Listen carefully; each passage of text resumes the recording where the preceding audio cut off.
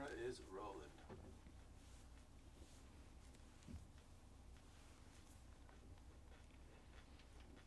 When I quit my job, I did this list, because I needed to have some kind of idea of what I was going to do every day or whatever. And I did a list of like 15 things that I like glued next to my mirror in front of my bed. And the last thing on my list was make art. And I had all these other things that I wanted to do. And I did none of these things. And I did art.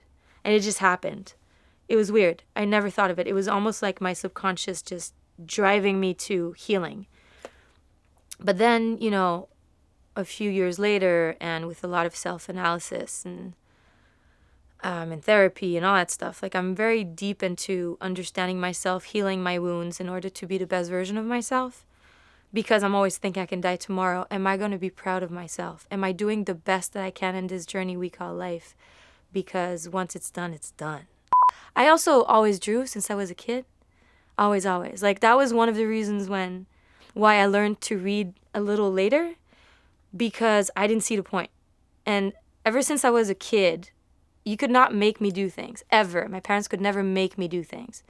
I always needed to be convinced. Like, so you had to explain to me why. And if I really was like, okay, then I'll do it. But if I didn't believe it or you couldn't convince me, I would not do it.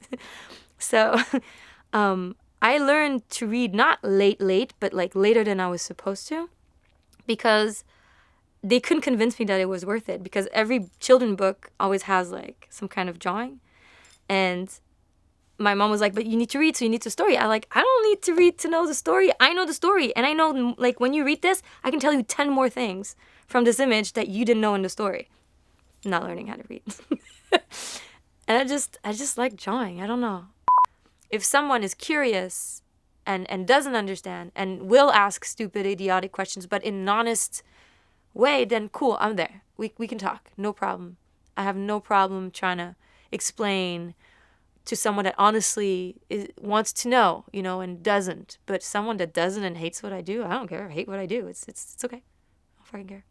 I would be so unhappy. It would be can you imagine how hard it would be if like I would care about everybody that hates what I do? There's a lot of people that really don't like what I do. Don't like me. Don't think that I'm doing this for the right reasons. Like I've heard so much, and it's okay. I don't need to convince them. It's okay. I'm the person that I need to be okay with. The moment that I'm not proud of what I do and I don't think what I did was for the right reasons, and this is going to be a problem. I'm not doing this for everybody to love me. I'm doing this. This is a super selfish thing I'm doing. I'm doing this for myself, to heal myself, to make sense.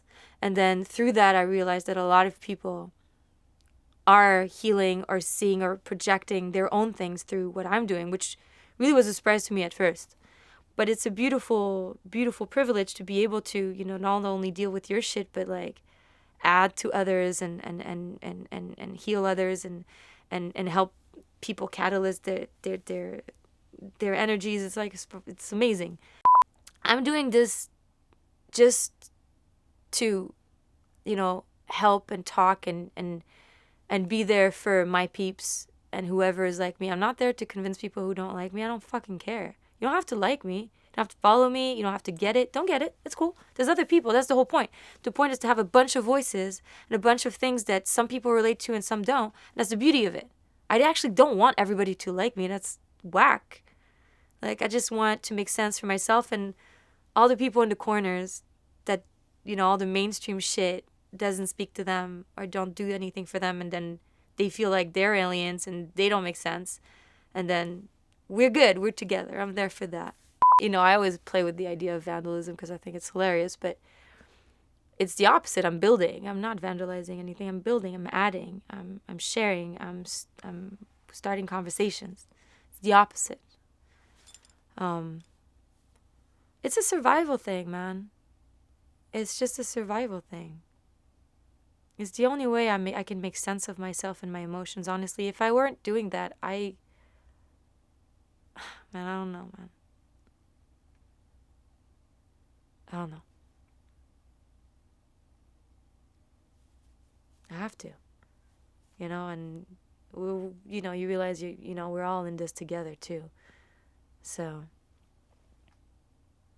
I'm doing it for all of us.